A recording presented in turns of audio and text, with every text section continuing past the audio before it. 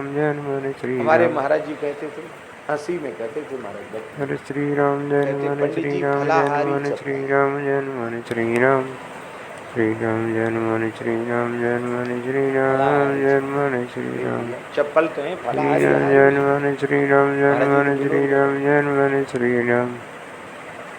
श्री राम जय हनुमान श्री राम जय आपको ठंड हनुमान लगती श्री नीचे राम जय फर्श है, हनुमान कंबल श्री बिछा राम। लो, बोरी बिछा लो, पीढ़ा पर खड़े हो जाओ, कुछ भी कर सकते, चप्पल पहन के जूता रसोई बनाओगे फिर ठाकुर जी को भोग लगाओगे आप, अनुचित।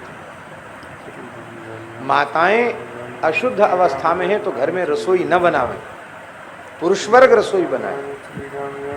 क्यों नहीं बनाएगा पुरुष वर्ग रसोई? माताओं की ड्यूटी है क्या? अरे पुरुष वर्ग को नौकरी करते हैं तो रविवार छुट्टी मिलती कि नहीं? महीना में 4 दिन छुट्टी मिलते। भगवान ने ऊपर से व्यवस्था माताओं के लिए बना रखी, महीना में 4 दिन छुट्टी है। चौका बर्तन सब करो, पुरुष वर्ग करो, घर में लड़के बच्चे सीखो, रसोई बनाना सबको आना चाहिए, बर्तन मांजना सबको आना चाहिए, उसमें कौन बड़ा कौन छोटा। लेकिन ये बात कोई समझता नहीं, सुनता नहीं। धनी मानियों के यहाँ तो रसोई में सब थोड़ा पैसा आया नहीं कि नौकर रोटी बनाए, बहू बेटियां बनाएंगी नहीं।